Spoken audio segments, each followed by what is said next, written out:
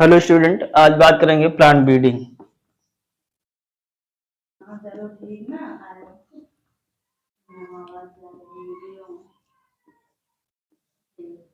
आज चर्चा करेंगे, आज के सेशन में बात होगी प्लांट ब्रीडिंग के बारे में। तो बात कर लेते हैं पहले इसके हिस्ट्री इतिहास की बात। प्लांट ब्रीडिंग यानी पादप प्रजनन का इतिहास कहाँ से है? तो इसका जो इतिहास है प्राचीन काल से है, जब आदि मानव हुआ करते थे। ठीक है ना, जब आदि मानव थे तब से पादप प्रजनन का इतिहास है। ठीक है, कहने का मतलब कि पादप प्रजनन की शुरुआत जो है अतीत काल से हुई। पादप प्रजनन की शुरुआत अतीत काल से हुई। कब से हुई? अतीत काल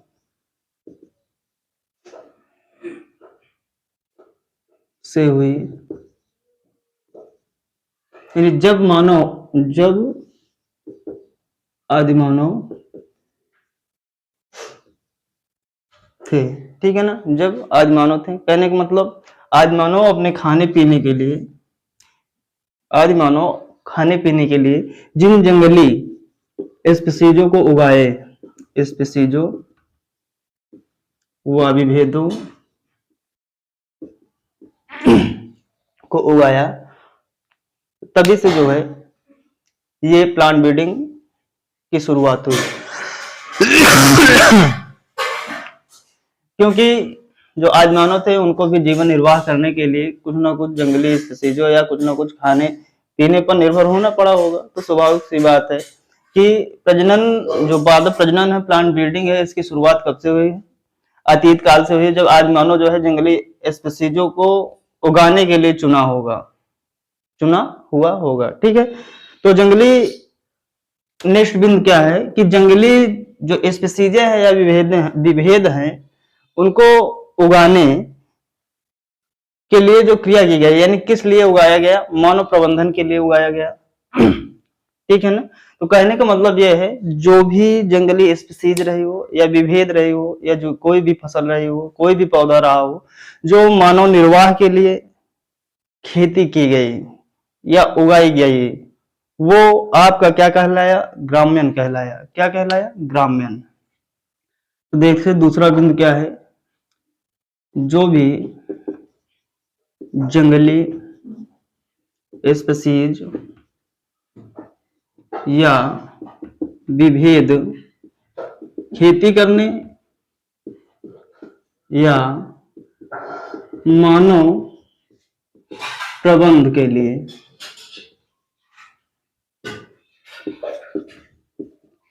उगाई गई,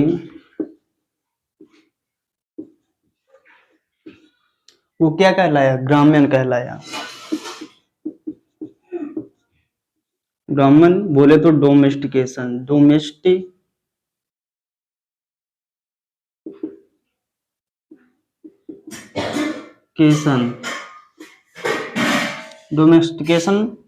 कहलाया। ठीक है, कहने का मतलब बात समझ में आई क्लियर से कि पादप प्रजनन की जो शुरुआत हुई कब से हुई? आदिकाल से हुई, जब आदि मानव जो है जंगली स्पीसीजों को उगाया होगा अपने उपयोग के लिए। तो यानी जो भी जंगली स्पीसीज या विभेद थे, स्ट्रेन थे, उनको खेती करने या मानव प्रबंध के लिए उपयोग में लाना ही क्या कहलाया है? डोमेस्टिकेशन कहलाया है। तो अगला बिंदु, जब डोमेस्टिकेशन कहलाया, ग्राम्यन किया गया होगा, तो कहने का मतलब कुछ ना कुछ पौधों को आगे इन फ्यूचर के लिए रखा गया होगा उगाने के लिए। ठीक है, तो जो भी वो फिर किसके अंतर्गत आएगा? सिलेक्शन के अंतर्गत आएगा। कहने का मतलब ये है ग्रामीण के दौरान खेती करने के लिए जो जंगली स्पीसीज थी या विभेद थे उनका सिलेक्शन किया गया होगा। तो नेक्स्ट बिंदु ये है कि ग्रामीण के दौरान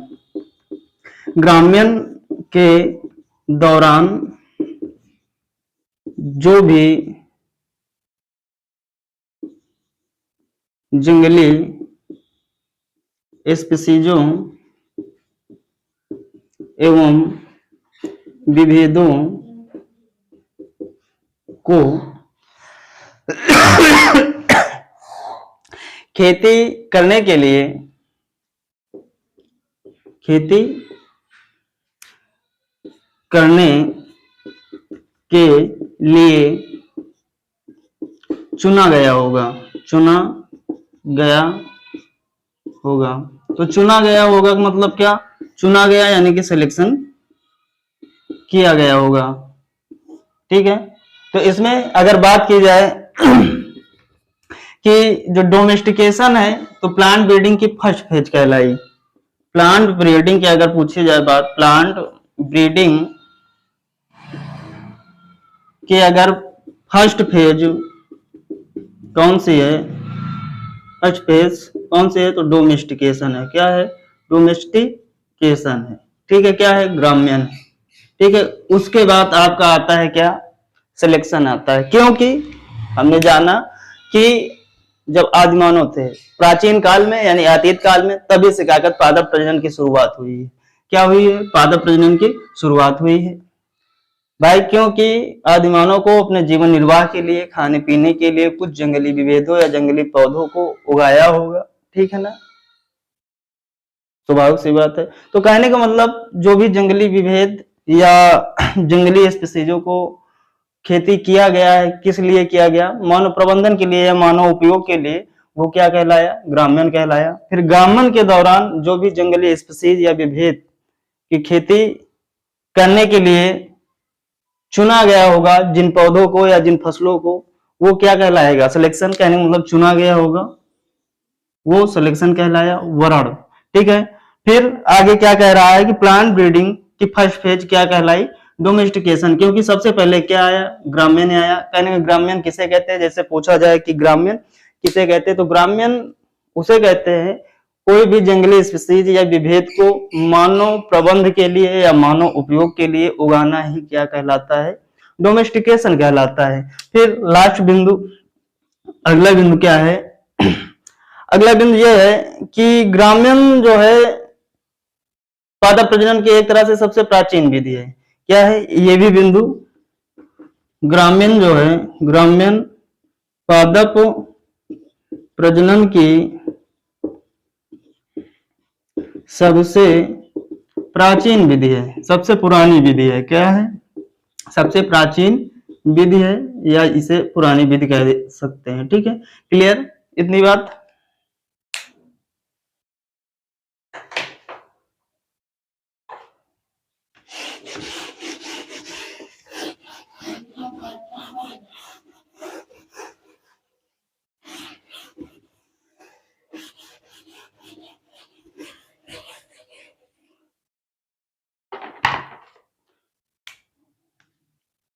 फिर उसके बाद जैसे ग्राम्यन में अगला बिंदु, जैसे कि आज भी पूछा जाना जाए तो एक ग्राम्यन जो है ज्वलंत उदाहरण है, जैसे कि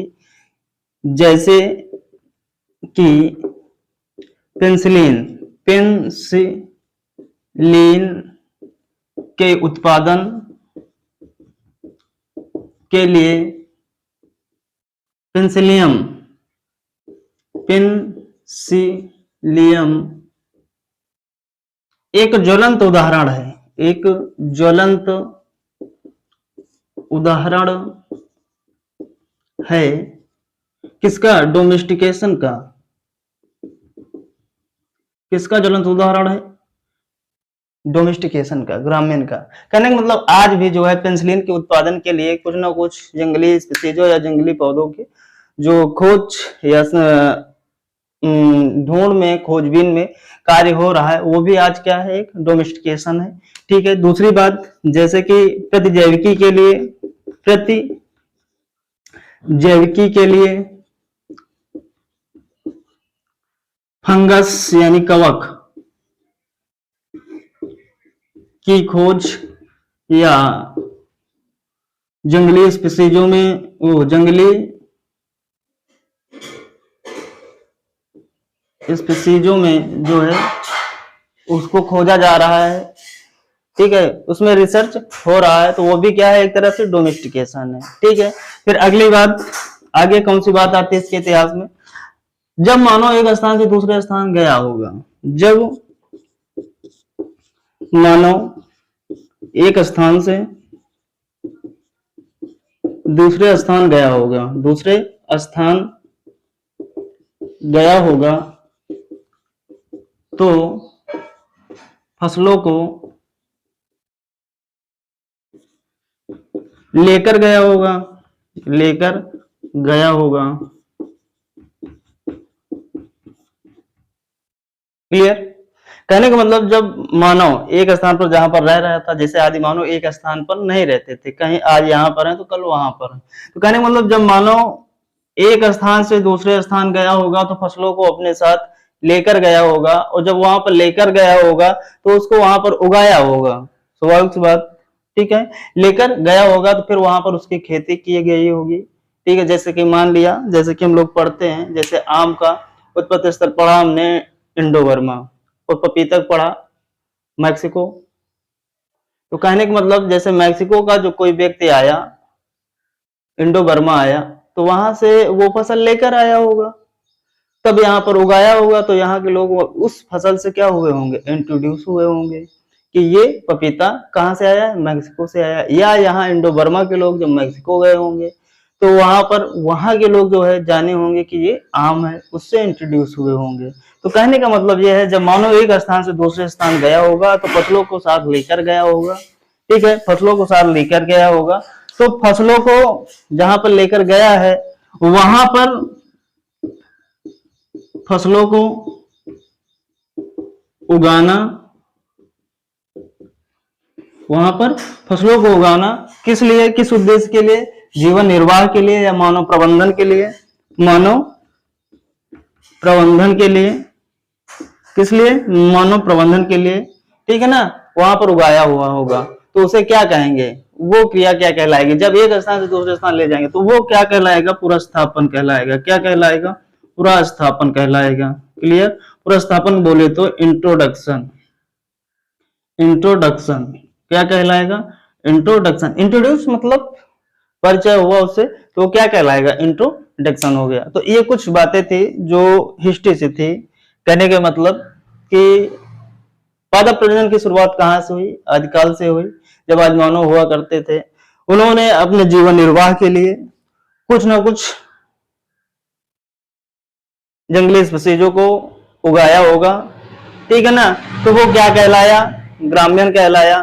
ठीक है ना, उस ग्राम्यन के दौरान कुछ ना कुछ सिलेक्शन किया गया होगा, चुना गया होगा, और चुनने के बाद फिर अगली बात यह आती है जब वो आदि मानव एक स्थान से दूसरे स्थान गए होंगे, एक स्थान से दूसरे स्थान गए होंगे तो फसलों को लेकर गए होंगे, तो वहां पर लेकर गए होंगे तो वहां पर उन फसलों को उगाया होगा, उगाया होगा तो वो क्या कहलाएगा, पुनर्स्थापन कहलाएगा। बात क्लियर? इतनी।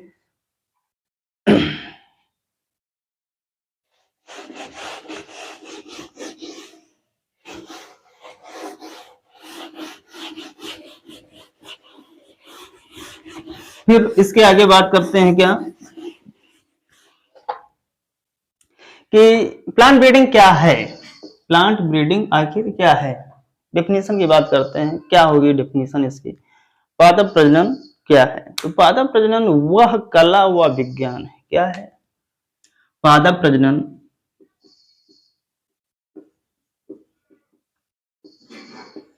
वह कला व विज्ञान है। क्या है, वह कला व विज्ञान है। बात समझ रहे हैं?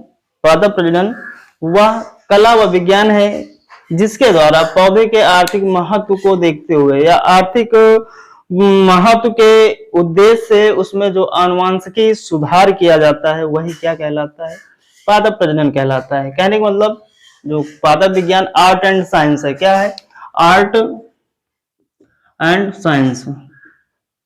ठीक है ना, क्या है, आर्ट एंड साइंस है। ठीक है ना, जिसमें क्या होता है, जिसमें यानी जिसके द्वारा पौधों के आर्थिक महत्व को देखते हुए या आर्थिक महत्व के उद्देश्य से उसमें जो आनुवांशिक सुधार यानी जेनेटिकली जो इंप्रूवमेंट किया गया वही क्या कहलाता है, पादप प्रजनन कहलाता है। तो लिखेंगे पादप प्रजनन वह कला व विज्ञान है जिसके द्वारा पौधों के आर्थिक महत्व के उद्देश्य से उसमें आनुवांशिक सुधार,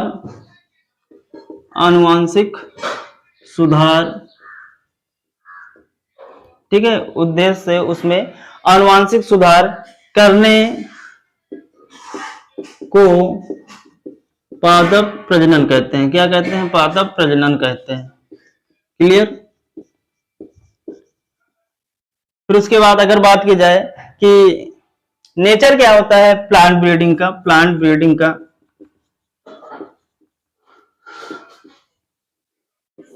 नेचर तो आर्ट एंड साइंस का नेचर है, ठीक है ना। आर्ट मतलब कहने का मतलब आर्ट एंड साइंस, आर्ट मतलब सिलेक्शन और साइंस मतलब जेनेटिक्स। क्या? जेनेटिक्स, ठीक है। तो कहने का मतलब जो आनुवांशिक है उसमें कहने का मतलब वो क्या है? साइंस है, और सिलेक्शन क्या है? आर्ट है, ठीक है। तो कहने का मतलब ये है कोई भी आपके पास जो विज्ञान है उसको करने के लिए जो भी प्रक्रियाएं या जो भी एक्टिविटी करते हैं, ठीक है ना, वो क्या कहलाएगा? कला कहलाएगा, ठीक है ना। जैसे हमारे पास कोई स्किल्स है उसको हम शो करना चाहते हैं, तो जो हम जिस माध्यम से शो करेंगे या जैसे भी शो करेंगे वो क्या कहलाएगा? कला कहलाएगा। तो जो प्लांट ब्रीडिंग का जो नेचर होता है वो कैसा होता है? नेचर स्वभाव कैसा होता है? आर्ट एंड साइंस का होता है, ठीक है ना। तो आर्ट का मतलब होता है सिलेक्शन करना, और साइंस का मतलब क्या है? जेनेटिक्स। तो हमने इसके जो पादप प्रजनन के जो डिफिनेशन बताए हैं, पादप प्रजनन वह कला व विज्ञान है जिसके द्वारा पौधों के आनुवांशिक सुधार करने को क्या कहते हैं? पादप प्रजनन कहते हैं। तो सीधी सी बात है, कहने का मतलब आनुवांशिक सुधार तभी कर पाएंगे जब हमारे अंदर कोई ना कोई स्किल होगी, कोई ना कोई कला होगी, ठीक है ना। क्लियर ना इतनी बात? फिर उसके बाद अगली बात ये करते हैं कि पादप प्रजनन का फील्ड क्या है, क्षेत्र की बात कर लेते हैं। फील्ड ऑफ पादप प्लांट ब्रीडिंग,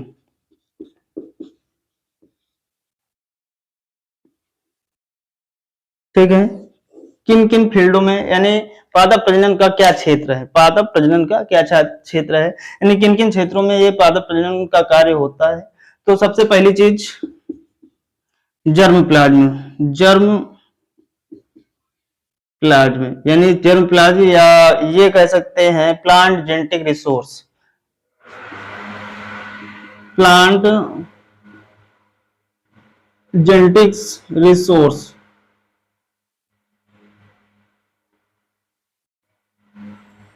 दूसरा कौन सा है? दूसरा है इसमें ब्रीडिंग टेक्निक्स। दूसरा इसमें क्या है? Breeding techniques. और अगला नेक्स्ट क्या है? अगला नेक्स्ट है इसमें seed production techniques, seed production techniques. Clear? तो बात समझ में आई। प्लांट ब्रीडिंग का क्षेत्र क्या है, फील्ड क्या है? जर्मप्लाज्म यानी प्लांट जेनेटिक रिसोर्स। दूसरा क्या है? Breeding techniques. तीसरा क्या है? Seed production techniques. क्या जर्मप्लाज्म मतलब जैसे जो भी बीज है, या जर्मप्लाज्म क्या मतलब जो भी जंगली स्पीसीज है जिनसे वेरिएशन जिनमें देखा गया, भिन्नता देखी गई, या जिनसे कई फसलें निकाली गई, इन सारी चीजों को प्रबंधन करना, ठीक है ना। जो विलुप्त प्रजातियां हैं उनको कलेक्ट करना, इकट्ठा रखना, ये सारी बातें जर्मप्लाज्म के अंतर यानी प्लांट ब्रीडिंग का ही क्षेत्र है। दूसरी बात ब्रीडिंग टेक्निक से किस किस विधि का प्रयोग किया जाता है प्लांट ब्रीडिंग में, उन सब के बारे में पढ़ना। फिर अगला है सीड प्रोडक्शन टेक्निक, यानी सीड प्रोडक्शन करने के लिए कौन कौन सी तकनीकियों का प्रयोग करते हैं। तो ये सारा जो है इसका फील्ड है किसका? प्लांट ब्रीडिंग का। क्लियर इतनी बात? अब इसके बारे में नेक्स्ट वीडियो में बात करेंगे, जर्मप्लाज्म के बारे में, और ब्रीडिंग टेक्निक्स के बारे में, और सीड प्रोडक्शन टेक्निक्स के बारे में। इन तीनों के बारे में नेक्स्ट वीडियो में बात करेंगे, ठीक है।